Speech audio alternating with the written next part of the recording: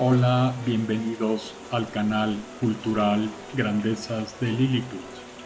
Soy Juan Antonio Rosado, narrador, ensayista. Si no te has suscrito, hazlo. Siempre hay temas novedosos, polémicos, controversiales. Este es un espacio para salir de la inercia y centrarnos en la literatura, en el arte y en la lengua española. Voy a hablar de 10 ingredientes para nuestra época y sociedad. Les he llamado 10 mandamientos y están publicados en el libro Trinches, Tribunas y Trincheras. En sus orígenes, la palabra moral significa costumbre. No hay moral universal ni válida para todos los humanos en toda época y región, porque el mismo concepto de ser humano se ha transformado con el tiempo y las geografías. ¿Qué es el ser humano?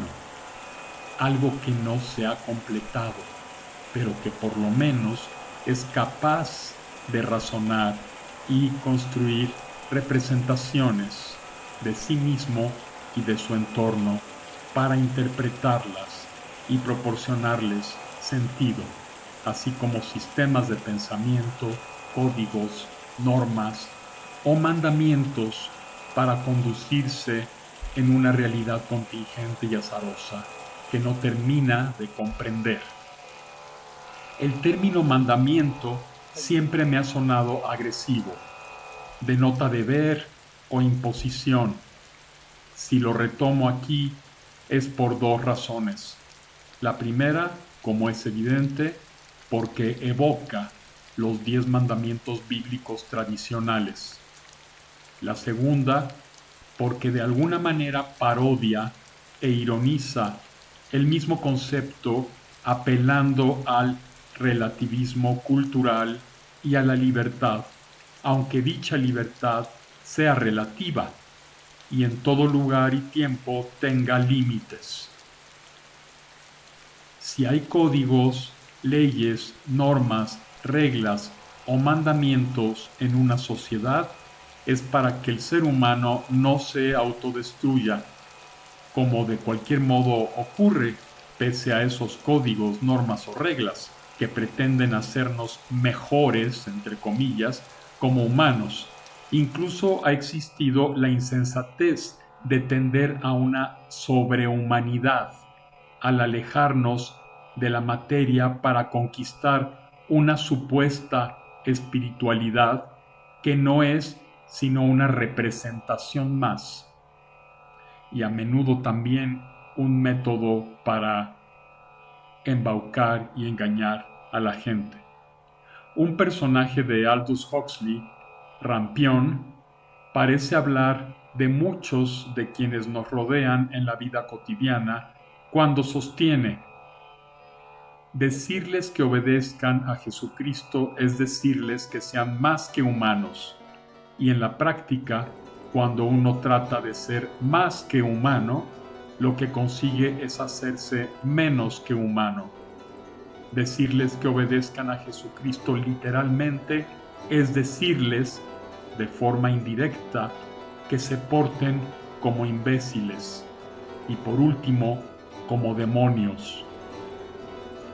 Huxley alude a Tolstoy y a San Francisco, hombres lúcidos que se convirtieron en desequilibrados, como tantos sonrientes postizos o locos dogmáticos llenos de culpabilidad que intentan salvarnos, entre comillas, o redimirnos, entre comillas, entre oleadas de recurrentes crisis en todos los órdenes. Tampoco se trata de volverse al sí mismo, se trata de ser humanos, y lo humano es inexistente sin la materia, el cuerpo y lo que lo sustenta y conserva.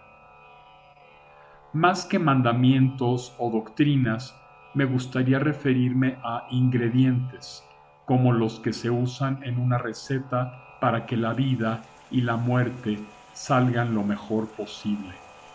A continuación, enumeraré los 10 ingredientes fuera de contextos específicos. Luego justificaré cada uno por separado, desarrollándolo y evocando el mandamiento judeocristiano o bíblico. Lo que quise fue recurrir al concepto de mandamiento, aunque al invertir muchas propiedades de los mandamientos tradicionales, también los cuestiono e intento actualizarlos de alguna manera si esto es posible. Los 10 mandamientos para nuestra época y sociedad, según yo, son los siguientes. Número 1. Antes que a nadie, te amarás a ti mismo para luego ser capaz de amar a los demás y a todo lo que beneficie a la humanidad. Quien no está sano no puede dar salud. Quien nada posee, nada puede dar. Número 2. No les darás tanta importancia a las palabras de los demás, sino antes a sus acciones y actitudes. Número 3. Utilizarás las fiestas para ser otro distinto de quien eres habitualmente. Número 4. Respetarás a tus padres, pero también ante todo les exigirás respeto. Número 5. No matarás salvo para defender tu vida o la de un ser querido y de preferencia puedas probar que lo hiciste por eso. Número 6. Ejercerás con libertad tu sexualidad, deseos, impulsos y pasiones cuando te sea posible, sin dañar a los demás, a solas o con otros, en la intimidad y sin forzar la voluntad de nadie. Número 7. No robarás ni plagiarás ni serás corrupto en un contexto de legalidad y legitimidad, por más reducido que sea este último. Número 8. No mentirás ni engañarás, salvo cuando tu integridad física o moral, o la de otros, corra peligro, y solo puedas evitarlo mintiendo. Número 9. Desea, imagina y piensa lo que quieras, siempre y cuando no dañes a nadie en la realidad. Por último, número 10. Codicia o anhela lo que sea lícito, y si puedes, intentar alcanzarlo, pero siempre de modo legal, sin dañar al otro o a quien posee lo que codicias. Ahora desarrollaré cada uno de estos 10 ingredientes o mandamientos, como quieran llamarles. Primer mandamiento. Para la cristiandad, los animales son inferiores al hombre. No tienen alma. La naturaleza no es sagrada, como sí lo fue para los paganos. En el cristianismo, el hombre es rey de la creación porque él está hecho a imagen y semejanza de Dios. La mujer está hecha a imagen y semejanza del hombre, pues fue sacada de la costilla del varón. En el fondo, estas ideas sostienen el machismo, el irrespeto hacia la naturaleza y los animales, el sometimiento de las mujeres. Además, ¿por qué un Dios bueno permite tanto mal en la tierra? Se nos dice, Dios no es responsable del mal, es el diablo que no es Dios, sino un ser condenado por toda la eternidad, pero con poderes para tentar y llenar las calderas del infierno con almas que se dejaron tentar y se portaron mal sin arrepentirse. No obstante, Dios permite que el diablo exista y que el ser humano sea tentado. Entonces, ¿Es o no bueno? ¿Tiene poderes o no? ¿O acaso hay dos dioses igual de poderosos, como en el maniqueísmo, Dios y el diablo? La imagen del diablo fue tomada de la de un dios pagano, Pan, Dios universal de la naturaleza. La Virgen María proviene del culto a Isis en gran medida. En el paganismo, los dioses eran fuerzas de la naturaleza. Por ello, los paganos fueron tolerantes y respetuosos en materia de religiones. Solo perseguían a quienes los atacaban, a quienes derrumbaban sus estatuas y destruían sus templos.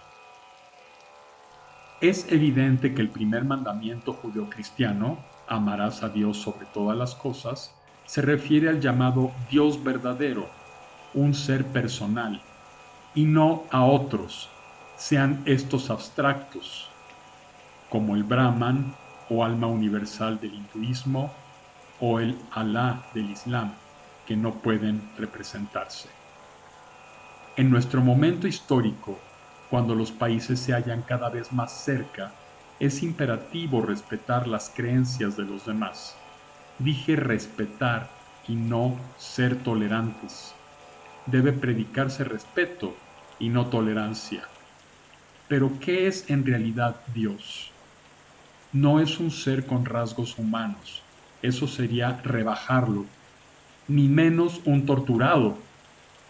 Es todo el universo y está dentro de cada uno de nosotros, porque nosotros somos parte del universo. Dios y mundo, Dios y universo, Dios y naturaleza son lo mismo. Dios no es ni padre ni madre, ni hijo ni sobrino, ni nieto ni juez. Todas esas son ideas humanas. Tampoco es pureza, ni bondad, ni belleza absolutas. Creer eso sería despreciar el mundo, el más acá, a fin de privilegiar un mundo de ideas, de abstracciones. La reducción del concepto de Dios a la pura bondad ha producido intolerancia, crímenes y odios. ¿De qué sirvió que un supuesto Dios personal haya sufrido?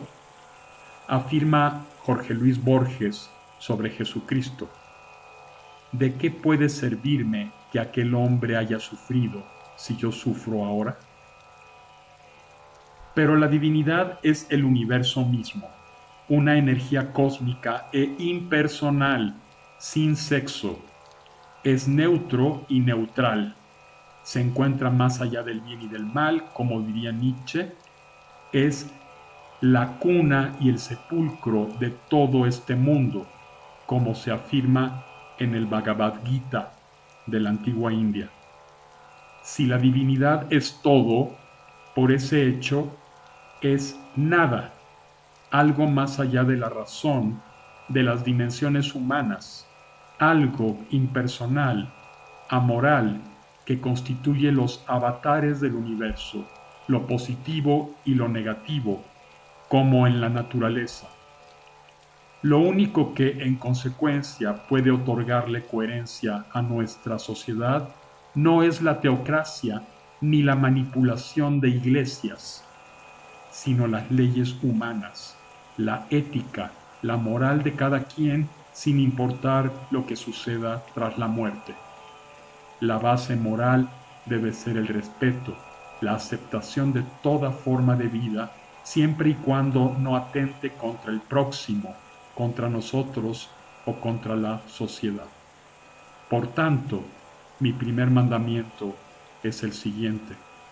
Antes que nada, te amarás a ti mismo para luego ser capaz de amar a los demás y a todo lo que beneficie a la humanidad.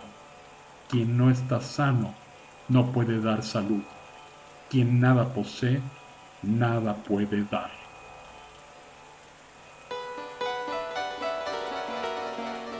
Segundo mandamiento. Si Dios es todo, significa que también es nada. Para una abstracción de tal magnitud no debe haber términos medios, ni mucho menos representaciones personales que lo reduzcan hasta el ridículo, la paradoja o la contradicción disfrazada de misterio. Es deporte común decir que algo es un misterio cuando no lo comprendemos o está lleno de contradicciones. La palabra misterio siempre hace retroceder al incauto o al ingenuo. La verdad es que el ser humano no soporta la realidad contingente en que vive. De acuerdo, hay que inventar dioses o un dios para suplir lo que algunos considerarían sin sentido o absurdo. Y ya que somos capaces de razonar y que algunos humanos por lo menos poseen el derecho de hacerlo, usemos rápido una pequeña dosis de razón. El segundo mandamiento judeocristiano aconseja no tomar el nombre de Dios en vano o en falso. En nuestro momento histórico, ¿merece la pena darle tanta importancia a los conceptos o dársela más que a las acciones?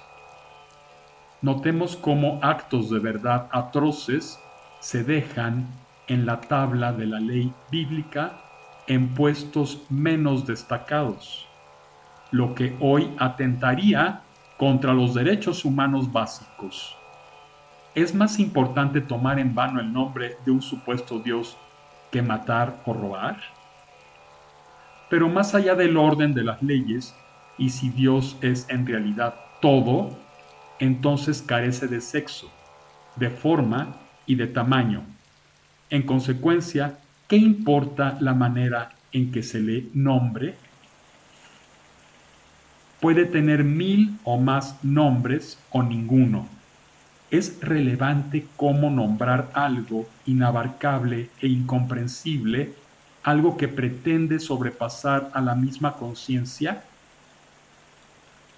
Se supone que el nombre nos da cierto poder sobre el objeto nombrado.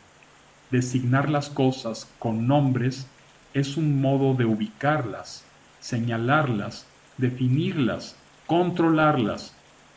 Pero el nombre de cualquier objeto o sensación jamás corresponderá con plenitud a ese objeto o sensación. Suele ser arbitrario y siempre producto de la interpretación de la imagen que hemos fabricado de ese objeto en la mente. Ya en Egipto se dijo que Ptah creó el mundo con la palabra. Ya en India se dijo que la palabra creó todo, incluso la contradicción entre los seres humanos.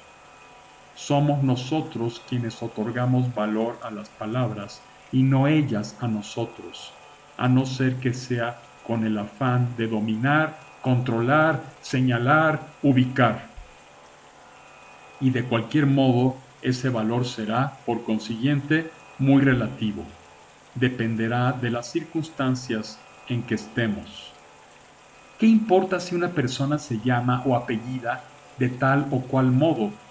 ¿No son más significativas sus actitudes y aptitudes, lo que aporta en beneficio de sí mismo y de los demás, directa o indirectamente? Juramentos, promesas o amenazas pueden revestirse de protocolos y rituales. Pueden ser útiles en el ámbito de lo cotidiano, aunque sean meras palabras.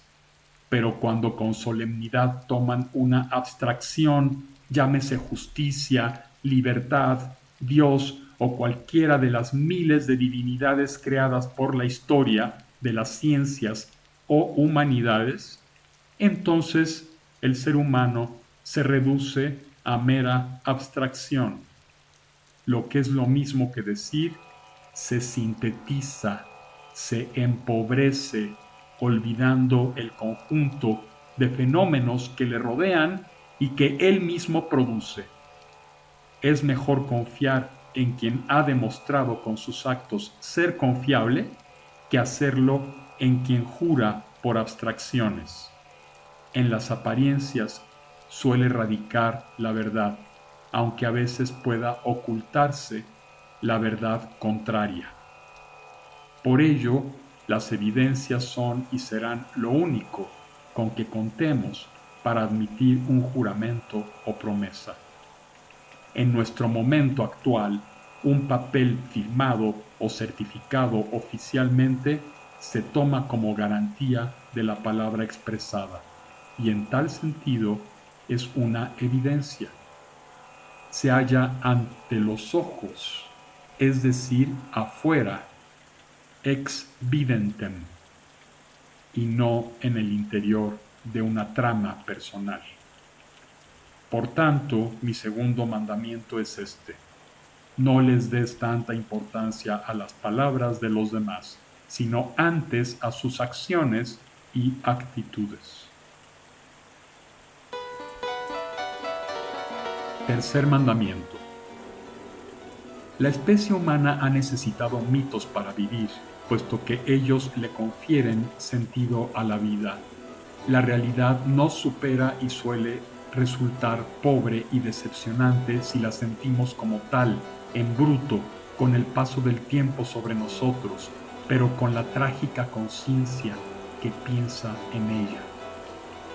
La imaginación y la razón nos hacen edificar imágenes de esa realidad para enriquecerla y de algún modo alterarla. A algunas de esas imágenes les llamamos mito y a menudo se manifiestan en narraciones simbólicas, es decir, interpretables. Entendamos mito como algo que asumimos como verdad expresada de modo simbólico. No solo las religiones producen mitos, también la historia, la ciencia, el arte, la política, el deporte. Hay tantos mitos como grupos humanos o comunidades creen en ellos. También hay mitos personales. Como sea, todo mito es sagrado porque se trata de un fenómeno nacido en la imaginación o en la interpretación y que respetamos, que no consentimos que nadie toque, ni insulte, ni cuestione, ni critique. Lo sagrado es aquello en lo que creemos, por lo que vivimos, por lo que luchamos, sin lo cual sufriríamos de modo más terrible del que ya sufrimos con pensar en la muerte.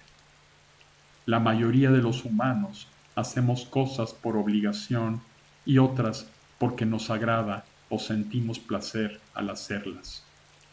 Por obligación es el trabajo, en especial en su sentido etimológico de tortura, y no cuando hallamos en él verdadero placer. El mundo del deber nos da sustento, pero si solo estuviéramos inmersos allí, nos volveríamos locos, no lo toleraríamos. Lo que realizamos por placer no importa si está lejos o cerca de tal mundo, ni si nos aporta o no sustento, pero es sagrado. La fiesta, la celebración, nos separa del mundo del trabajo como deber, nos humaniza, nos vuelve otros de lo que somos en la cotidianidad. Georges Bataille profundizó en el sentido de consumo de energía que conlleva todo sacrificio y la fiesta no es excepción. El tercer mandamiento en la concepción judeocristiana nos ordena santificar las fiestas, pero a fin de agradar o complacer a una realidad supraterrena que desde las voces sacerdotales ejerce el control en las comunidades. Entonces la celebración se realiza con fin religioso, en su sentido amplio de vínculo con algo, religare. Y de esa manera lo sagrado, lo que nos vuelve otros, se transforma con ridiculez en deber. Debes santificar las fiestas para agradarle al Dios, al sacerdote. Fiesta no es necesariamente el tiempo del desorden, ni el espacio donde hay mucha gente bailando, bebiendo o diciendo cosas que no diría en la oficina o en el trabajo. Fiesta es un estado de separación del mundo cotidiano, habitual, mecánico de todos los días. es un estado interior y una circunstancia que nos desautomatiza y nos libera de lo mecánico, sin importar que la fiesta en tanto rito sea repetitiva. La fiesta es también representación y como tal desea detener el paso del tiempo. ¿Cómo lo logra? Con la repetición. En sánscrito, la palabra rita es el orden universal, repetitivo. El rito, la rutina, nos da seguridad, pero a la vez nos transforma. En la fiesta ocurre eso. Nos volvemos otros, nos representamos al exponernos, compartimos al acercarnos al próximo, pero también nos acercamos a nosotros, incluso en estados de éxtasis o separación, cuando por un tiempo dejamos de ser quienes éramos, siempre y cuando volvamos al mundo, si bien de otro modo, con otra conciencia. No me interesa la fiesta o la celebración para agradar a un orden con que se sienta ligada a la sociedad o cualquier comunidad, sin importar que tal orden sea religioso, militar, artístico, civil, escolar, académico.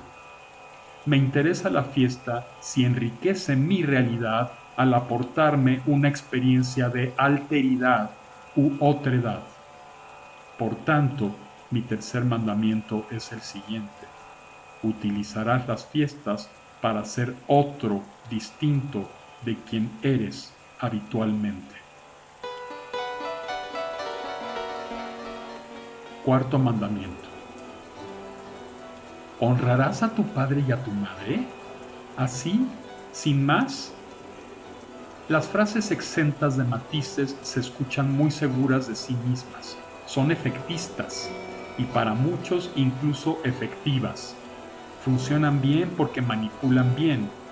En la antigüedad, la verticalidad en las relaciones familiares obligaba a quienes vienen después a observar de abajo hacia arriba, en particular a los padres. Hoy, sin embargo, el cuarto mandamiento bíblico, tal como se acata, da risa por trunco, por incompleto, porque tal exigencia, obsoleta como cualquiera, no repara en contextos heterogéneos en que podrían presentarse comportamientos complejos o sutilezas ajenas a toda verticalidad esquemática. Los tiempos cambian. En la antigüedad, los niños contaban poco, o se les trataba como humanos en potencia, o se les ignoraba cuando no se reducían a meros proyectos de los de arriba, quienes no solían enseñarles a formar un criterio y decidir, sino a continuar las tradiciones familiares y religiosas. Por eso muchos adultos prácticamente no cambian, ni cuestionan sus costumbres, ni su religión, ni sus creencias, ni su educación. Al fin y al cabo, todo proviene en línea directa de arriba. Son esquemas predeterminados que deben aplicarse también con los que vienen, y los niños y jóvenes repetirán hasta la náusea dichos esquemas o modelos impuestos por la familia y por su cultura y valores. En una familia de ladrones, los niños honrarán a sus padres robando. En una familia de corruptos, los niños honrarán a sus padres intentando superarlos y siendo más y más corruptos.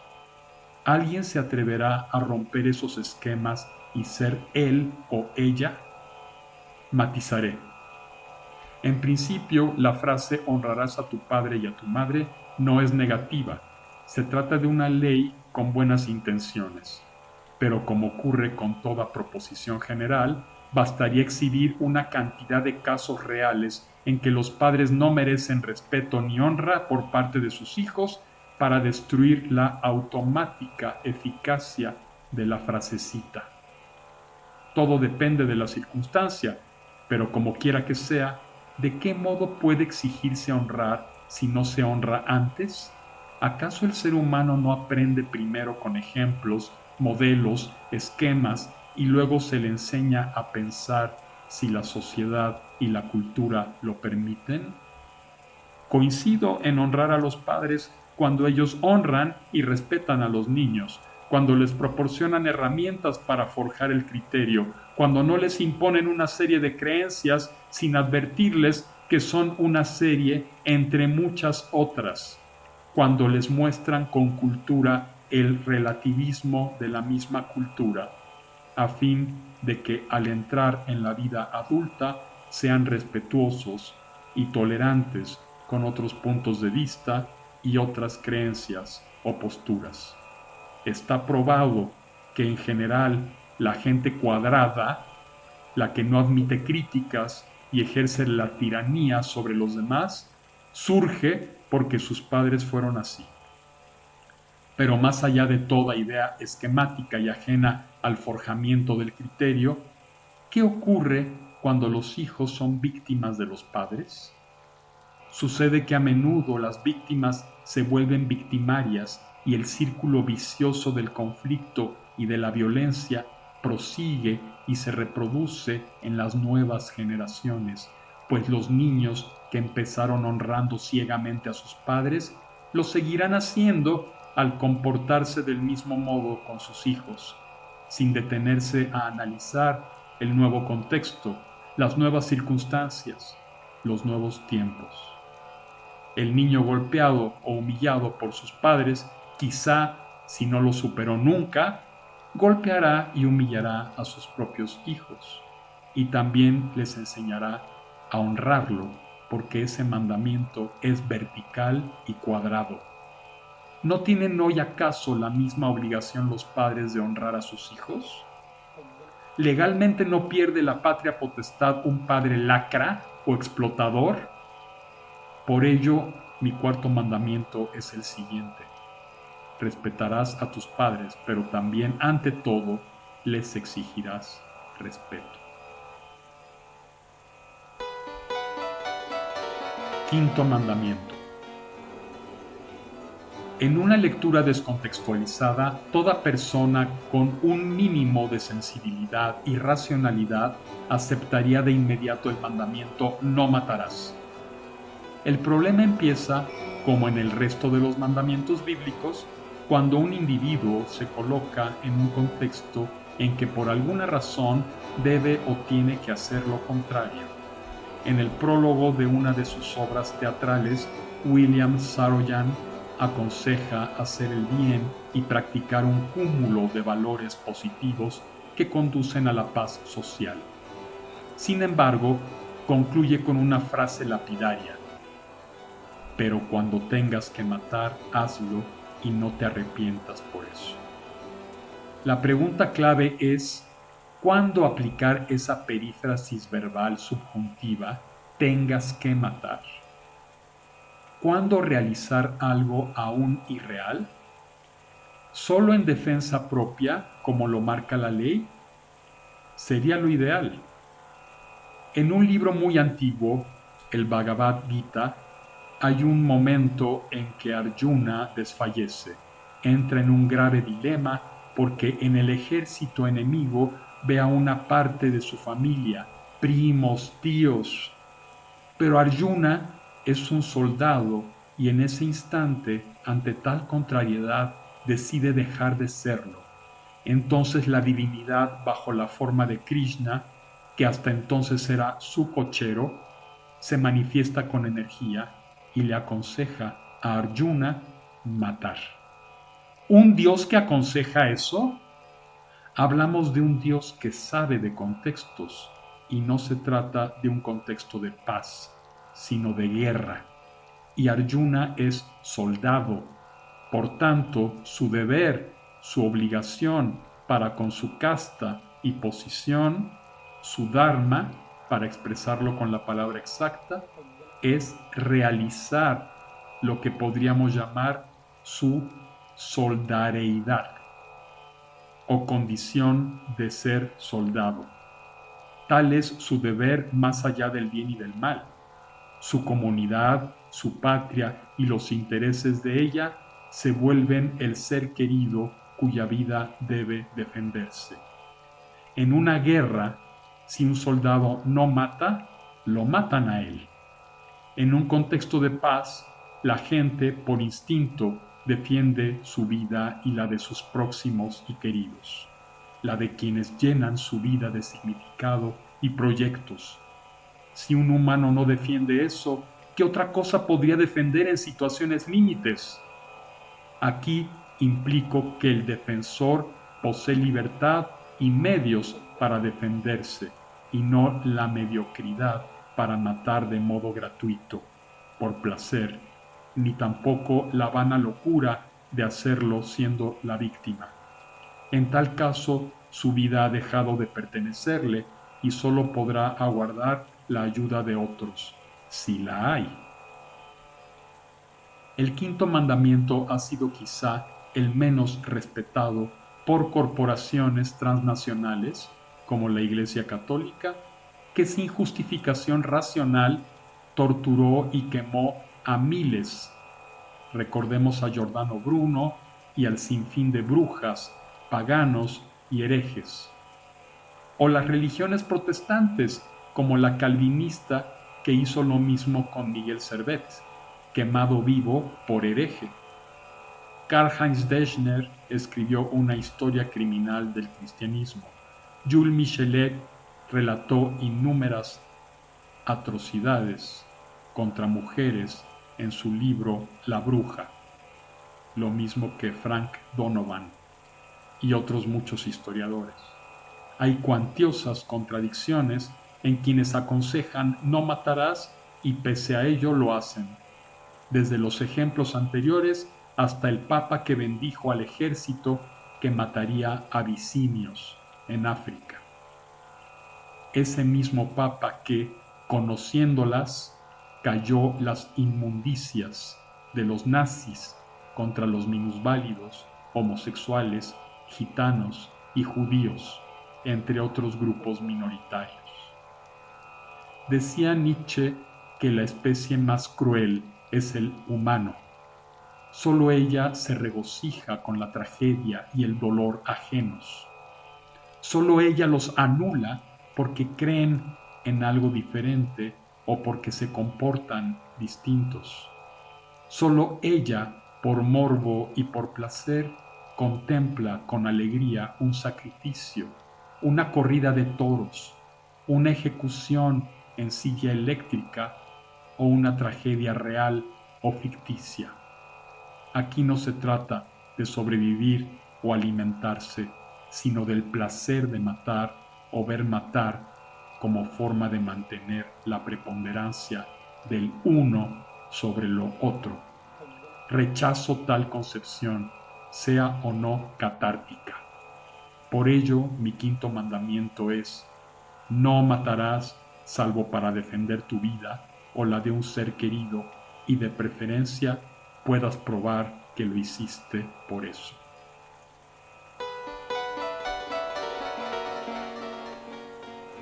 Sexto mandamiento. El miedo siempre es la mejor arma para controlar, sobre todo cuando se impone a una función tan natural como comer, beber o desear la profunda cercanía con otro, desear el placer. Para una concepción del mundo centrada en la reproducción, en dar frutos, para una concepción utilitaria que implica el sacrificio, es difícil aceptar el placer incluso si se nos entrega de forma natural. Desde un punto de vista biológico, los órganos encargados de desechar impurezas son al mismo tiempo los encargados de generar vida y proporcionar uno de los placeres que conduce al éxtasis, a la impersonalidad, a la efímera desintegración del yo. El miedo a la sexualidad y sobre todo a sus metamorfosis culturales produjo, por supuesto, una moral sexual obsesionada con esa función natural. Esa moral redujo la sexualidad a la mera reproducción. Por tanto, el sexo se justifica solo si da frutos. De ahí se sigue que el erotismo es impuro porque pretende placer, juego, imaginación, anular el asco. En otros textos, Definí el erotismo como la transfiguración de la sexualidad humana mediante la imaginación y la razón, al igual que la parte escatológica en ambos sentidos. La parte sexual y erótica se convirtieron en obscenas, en aquello que debe sacarse de la escena y ocultarse por vergonzoso. ¿Quién coloca su intimidad en el exterior para exhibirla? Por supuesto, el censor, es decir, el obsesionado con estas cuestiones, un ser enfermo que reprime, prohíbe, se escandaliza, le tiembla el pulso cuando se habla de sexo o erotismo. Tal obseso mete sus narices en las sexualidades ajenas, las exhibe y se exhibe a fin de controlar mediante la culpa y el miedo, mediante la represión. Tal obseso no deja de ser o un hipócrita o un mutilado, resentido y envidioso, capaz de determinar a partir de un librito escrito hace miles de años qué es puro y qué impuro. Ese obseso se sigue tomando en serio aquello de no cometerás actos impuros. La concepción religiosa judeocristiana es la única que osó diseñar un mandamiento tan absurdo como no fornicarás. ¿Qué otra religión prohíbe ese acto? Ninguna que se precie de establecer un vínculo con la vida. Alguien argumentará que la visión judeocristiana no lo prohíbe en el seno del sagrado matrimonio, pero es lo mismo, ya que tal sagrado matrimonio se concibió solo para parir. Tan es así que la sábana con el agujero empleada para que los cuerpos ni siquiera se toquen llegó a tener éxito entre los más piadosos y miedosos.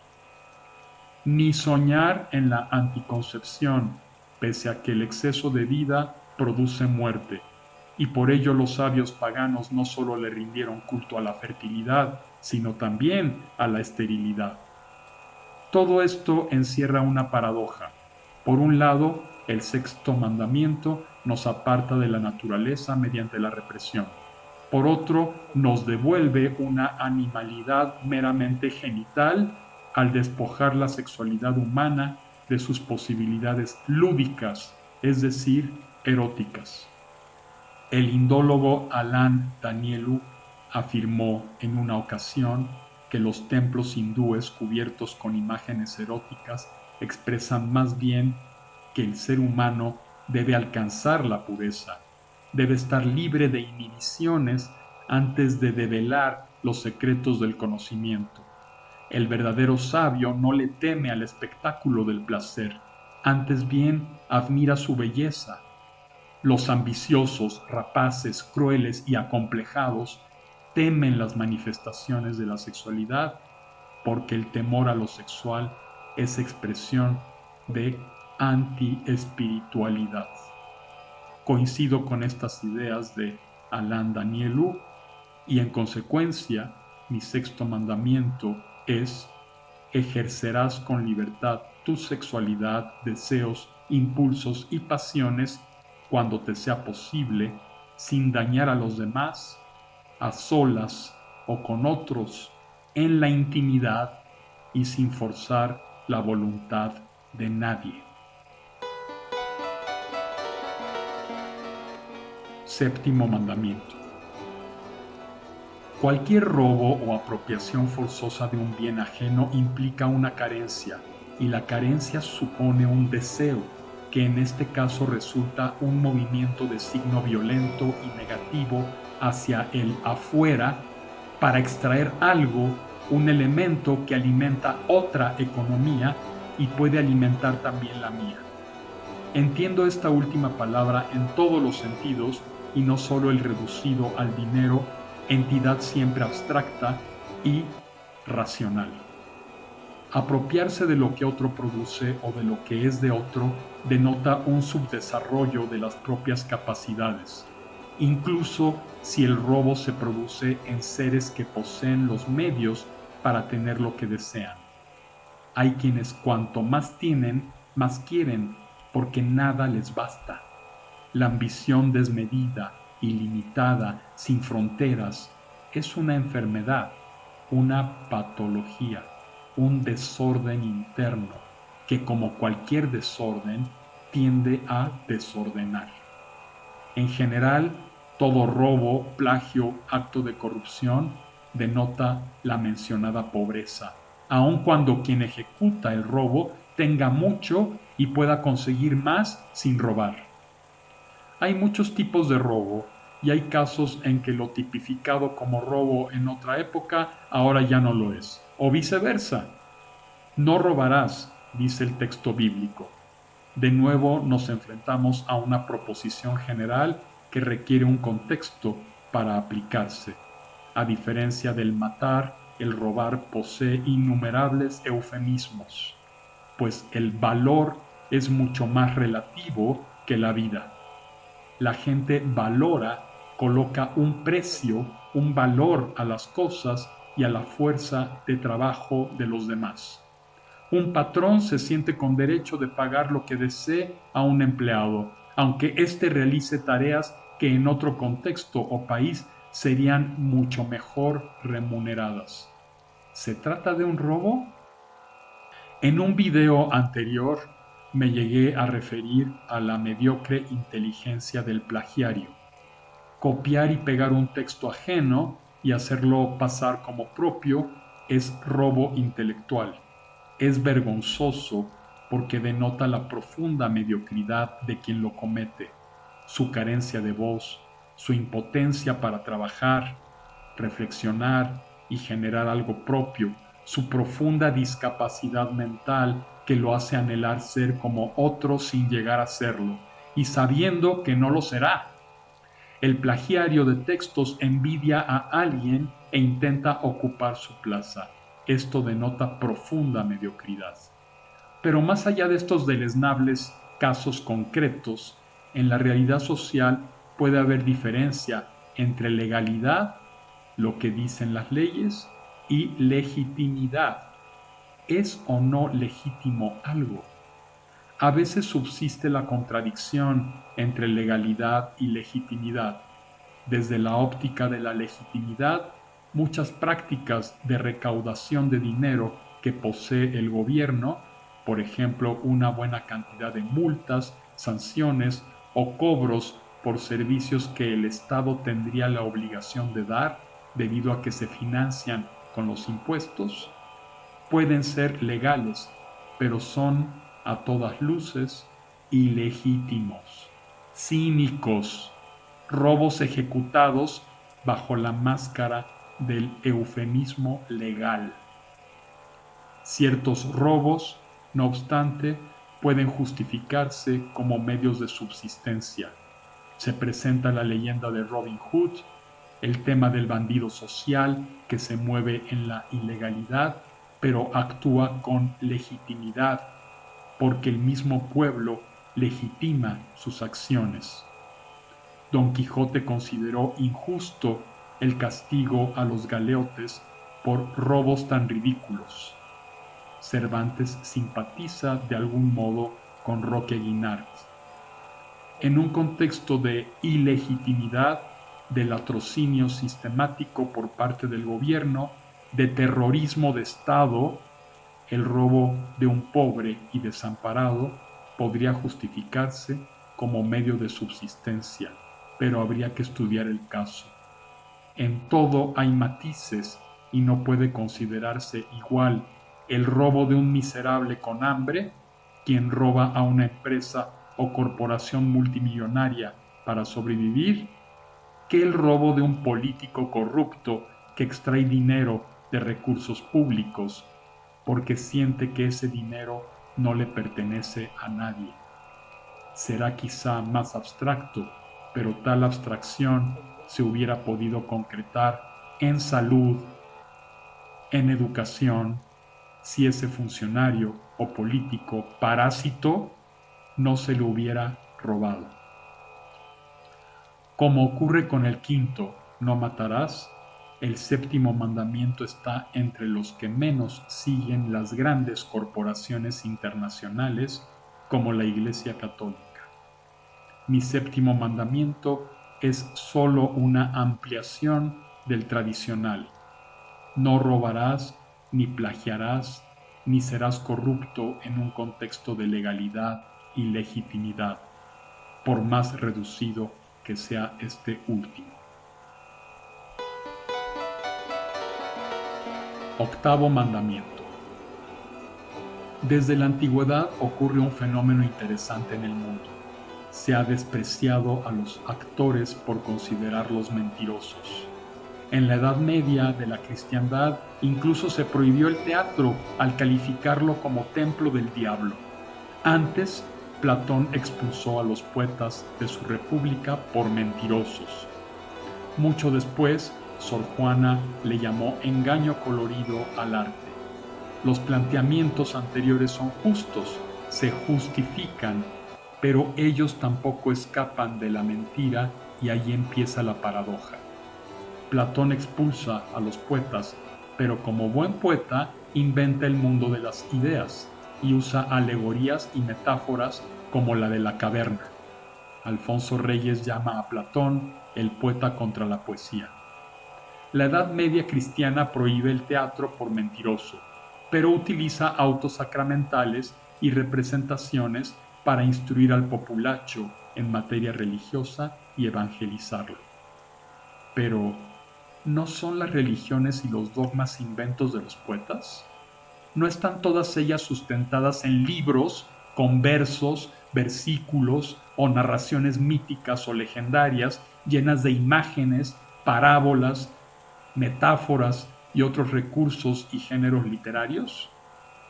Más sensata me parece la filosofía anekantevada del jainismo, que sostiene que la verdad no existe y que hay muchas verdades y no una. Ellos usan la parábola de los 6 ciegos que rodean al elefante. Un ciego toca la pata y afirma que el paquidermo es una columna. Otro toca la cola y sostiene que es una cuerda. Uno más palpa la trompa y asegura que es como una rama. El que toca la oreja dice que es parecido a un abanico. Quien toca la panza la confunde con una pared. Por último, el que toca el colmillo asevera que es como un tubo. Cada uno solo verifica una parcialidad, un fragmento de lo real y se lo representa. Los humanos somos como los ciegos que rodean al elefante, y cuando uno de ellos inventa una religión y la llena de falsos testimonios, engaños coloridos y lenguaje figurado y la hace pasar como la religión verdadera, surge la intolerancia y se justifican castigos y premios por no creer o por creer. El arte miente y en esa mentira está su verdad, pues en el terreno de la imaginación todo es posible. El arte consiste en volver a presentar, en utilizar lo que la realidad, los sueños o la imaginación nos otorga, ya que lo inexistente no es sino lo que no puedo ni imaginar, ni soñar, ni percibir con los sentidos, lo que no es posible representarme ni gráfica ni conceptualmente. Mediante la reunión y combinación de elementos reales u oníricos, el artista crea algo distinto. Desvía esos elementos de su función cotidiana o de su utilidad primaria para transformarlos en otra cosa. Esa otra cosa es el engaño colorido, pero toda la cultura lo es, y el ser humano creó la cultura porque no soportó la realidad tal como se le presentó al surgir la conciencia y el raciocinio hace decenas de miles de años. Supongamos que las tiranías políticas o religiones dogmáticas acepten lo anterior y consideren el arte como engaño inocuo, acaso ornamental, aun cuando represente verdades históricas o políticas. Esas tiranías y religiones seguirían condenando la mentira. El octavo mandamiento bíblico, otro negativo, afirma: no dirás falso testimonio ni mentiras. pero como ocurre con el resto de estas normas simplistas, no obedece a contextos. La Iglesia Católica lo sabe y por ello ha hablado de la mentira piadosa y de la santa ignorancia. La ignorancia es una de las formas de vivir en la mentira u omisión. Sin embargo, en la realidad real, muchos han salvado sus vidas gracias a que han mentido. La vida no es mecánica, ni se nos presenta en blanco y negro, por más que algunos intenten percibirla de tal modo. El ejemplo que siempre pongo es el de Galileo Galilei. Ser torturado o confesar, morir o ir a prisión, no abjurar de sus ideas o abjurar. A Galileo se le conmutó la prisión por el arresto domiciliario vitalicio, pero salvó su vida. Salvó su vida gracias a una mentira, y gracias a ella pudo continuar pensando, reflexionando. De otro modo, el Santo Oficio tal vez lo habría quemado vivo, como lo había hecho con Giordano Bruno. Por ello, considerando el contexto siempre variable, mi octavo mandamiento es: no mentirás ni engañarás, salvo cuando tu integridad física o moral o la de otros corra peligro y solo puedas evitarlo mintiendo.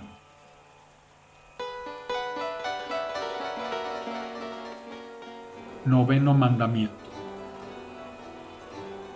En el ámbito cultural, la pureza nunca ha existido. Esa extraña obsesión de que muchos de los grandes héroes o dioses, desde Horus hasta Jesucristo, pasando por Buda, Lao Tse, Mitra y muchos otros, hayan nacido de vírgenes, no deja de producir una patética y desconcertante risa debido a la importancia que se le ha conferido a ese estado en la mujer, como si dicho estado implicara de verdad pureza. Ni el agua es pura, puesto que allí se mezcla hidrógeno con oxígeno y a menudo otras muchas sustancias. Pero el concepto de impuro implica la existencia de la pureza, es decir, de lo que no tiene mancha, de lo que no está contaminado o adulterado. Suele considerarse actos impuros los producidos por nuestros deseos, pasiones, instintos, justo lo que nos devuelve nuestra humanidad, lo que nos hace volver a la naturaleza. Sin embargo, ¿hay pureza auténtica en el mundo natural y humano? Los seres humanos tenemos un lado racional y otro irracional. Es imposible establecer una división tajante entre ellos. Si el ser humano ha creado cultura y religiones, es para explicarse su entorno y porque la realidad desnuda en toda su absurda pureza le parece demasiado incomprensible, trágica, insoportable, un círculo vicioso que se va degradando paulatinamente en su eterna repetición. Si el ser humano ha creado cultura y religiones, es también para controlar su entorno, esa pura y desnuda realidad, a fin de vestirla con los ropajes del significado, del símbolo, del proyecto, del interés. El ser humano se convierte así, como afirma Cassirer, en animal simbólico. Los símbolos hacen que todo cobre sentido. Así surgen imágenes y fenómenos atmosféricos ya interpretables y narraciones que nos muestran el camino o nos conducen a la acción. Todo ello se va juntando a partir del miedo y de la carencia. Solo quien carece de algo posee deseos. Solo quien no tiene o a quien le falta algo puede desear. El noveno mandamiento bíblico establece: no consentirás pensamientos ni deseos impuros. ¿Hay deseos puros? ¿Hay pensamientos puros? Y la pureza tiene que ver con lo sexual, con lo inocente, con lo virginal. ¿Existe lo inmaculado, lo auténticamente virgen? Por supuesto que no. ¿Quién puede estar más allá del bien y del mal habiendo conocido desde la apropiación del lenguaje el bien y el mal? Siempre relativos en tanto que el primero implica un orden y el segundo un desorden, y ese orden o desorden estarán siempre de acuerdo con los parámetros y lineamientos legales y culturales de una época y un espacio geográfico. ¿Quién puede? Solo los animales y los niños muy pequeños que aún carecen de lenguaje articulado son inocentes de verdad. Y ni a ellos podría dárseles el calificativo de puros, ya que sería interferir en su mundo con una categoría moral, es decir, con un producto de la costumbre, en latín mos moris. Es un ideal anular el deseo. Solo anulándolo se anula el mismo yo y se accede a lo que podría considerarse impersonalidad. Quien suprime los deseos, suprime también toda carencia y se despersonaliza. Ya sin máscara, persona, la palabra persona significa máscara en latín, ya sin máscara, ¿logra en realidad la pureza? ¿Existe alguien así, libre de deseo, libre de carencias? En verdad no lo creo. ¿Acaso tan solo en la imaginación? La fisiología deja de funcionar con la muerte. La vida es impura porque en todo nacimiento se combina y encadena gran cantidad de elementos. Desear, imaginar, pensar carecen de relevancia si permanecen encerrados en la esfera mental. Cuando el deseo, la imaginación o el pensamiento cobran vida, se realizan, se vuelven reales, habría que percibir el contexto en que se realizaron y si dicho contexto fue afectado de forma negativa. Por ese motivo, mi noveno mandamiento es: desea, imagina y piensa lo que quieras, siempre y cuando no dañes a nadie en la realidad. Décimo mandamiento.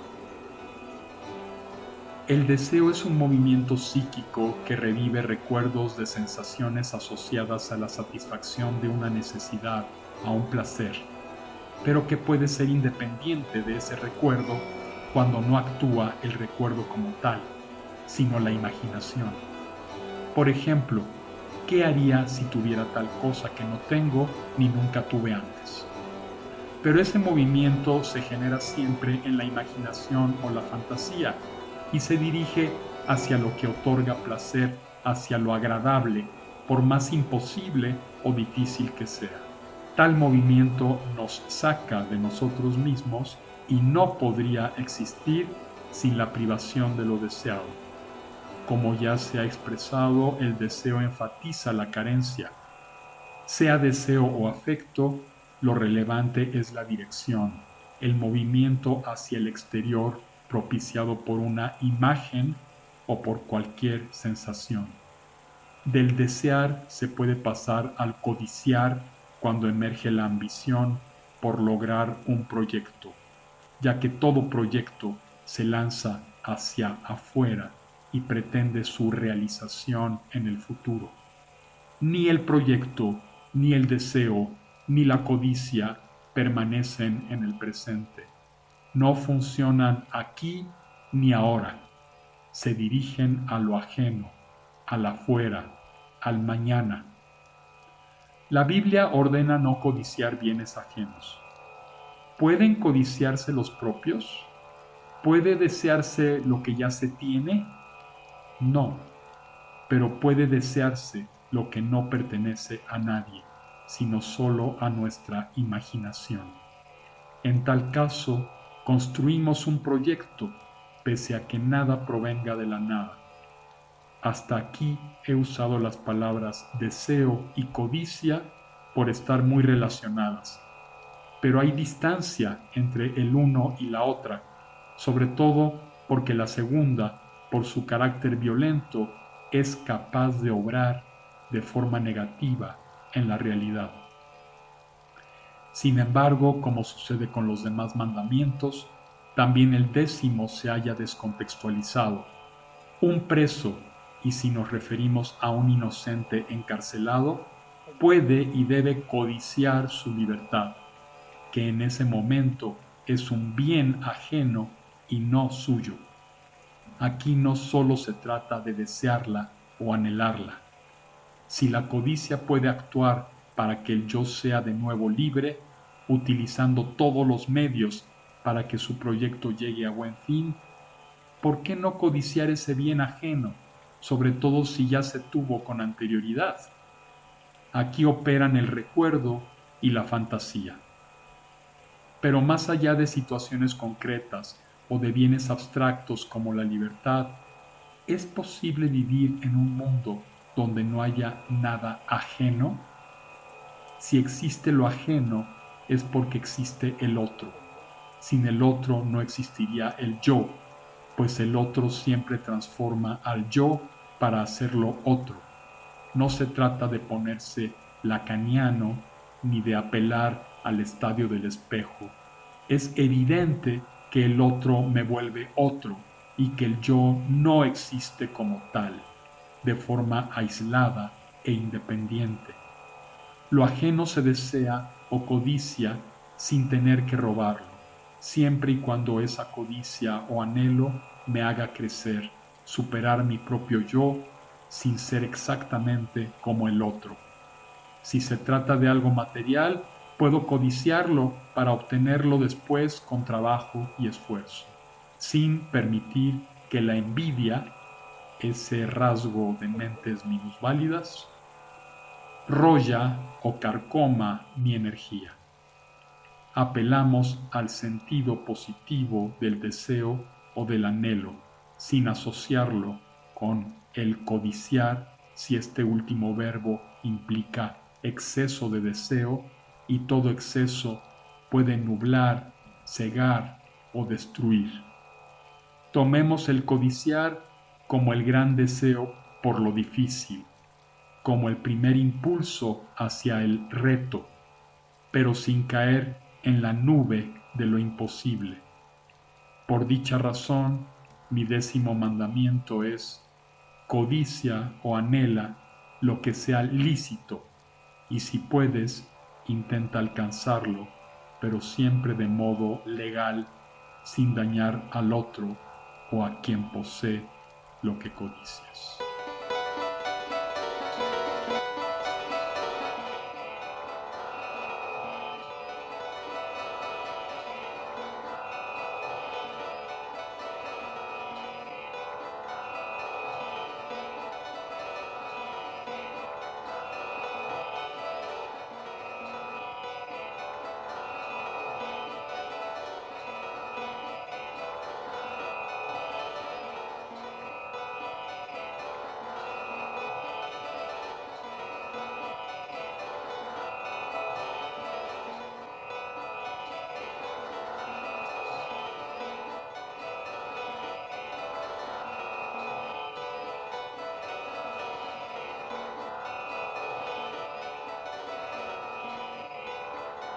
Lo que codicias.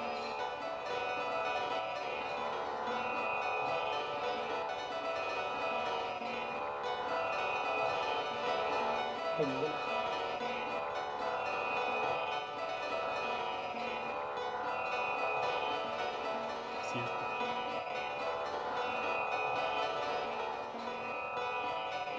Lo que codicias.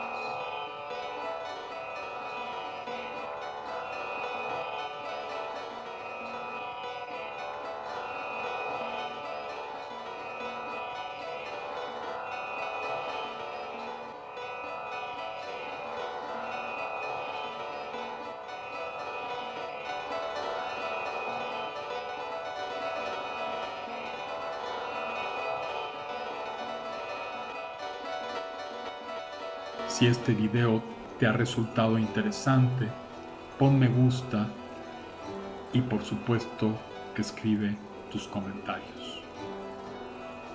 Hasta pronto.